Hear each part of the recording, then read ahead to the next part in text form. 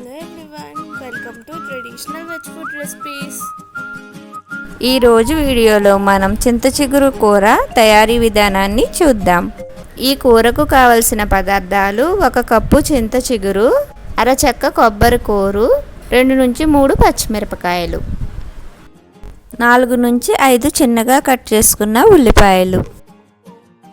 చింత చిగురును అరచేతుల్లోకి తీసుకుని ఈ విధంగా నలిపితే కాడలు సెపరేట్ అవుతాయి.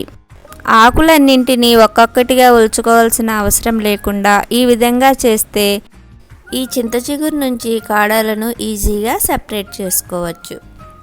మా వీడియోస్ మీకు నచ్చినట్లయితే please like, share and subscribe my channel. చూసారుగా, ఈ విధంగా వస్తుంది చింత చిగురు.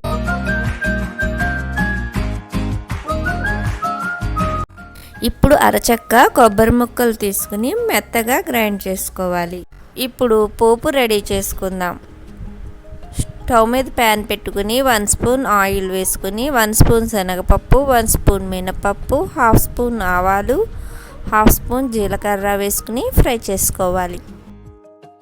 పోపు కొద్దిగా ఫ్రై అయిన తర్వాత దీనిలోనే 2 నుంచి 3 ఎండుమిరపకాయలు చిన్నగా కట్ చేసుకుని వేసుకోవాలి. ఇలా కొద్దిగా ఫ్రై అయిన తర్వాత 4 నుంచి 5 ఉల్లిపాయలు చిన్నగా కట్ చేసుకున్నవి వేసుకుని ఫ్రై చేసుకోవాలి.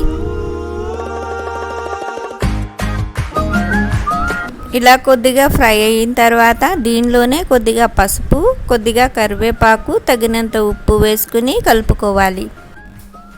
ఈ ఉల్లిపాయల మీద మూత పెట్టుకుంటే ఉల్లిపాయలు తొందరగా మగ్గుతాయి. ఉల్లిపాయలు ఈ విధంగా మగ్గిన తర్వాత మనం ముందుగా ఆడిపెట్టుకున్న కొబ్బరి తురుము వేసుకుని కలుపుకోవాలి. కొబ్బరి తురుము కొద్దిగా మగ్గిన తర్వాత మనం ముందుగా తీసి అట్టే పెట్టుకున్న చింత చిగురును వేసుకుని కలుపుకోవాలి. మొత్తం అంతా కలిసేలాగా కలుపుకున్న తర్వాత అవసరమైతే కొద్దిగా ఉప్పు వేసుకోవచ్చు. మొత్తం మగ్గేదాకా ఒక 5 నిమిషాలు మూత పెట్టుకుందాం. ఇప్పుడు మూత తీసుకుని ఒకసారి కలుపుకుంటే ఎంతో రుచికరమైన చింత చిగురు కూర రెడీ అయిపోయింది. అంతేనండి, కొంచెం పుల్లగా కొంచెం కమ్మగా ఉండే ఎంతో రుచికరమైన చింత చిగురు కూర రెడీ అయిపోయింది. మరొక మంచి వీడియోతో నెక్స్ట్ వీడియోలో కలుద్దాం. Thanks for watching my videos. Please like, share and subscribe my channel.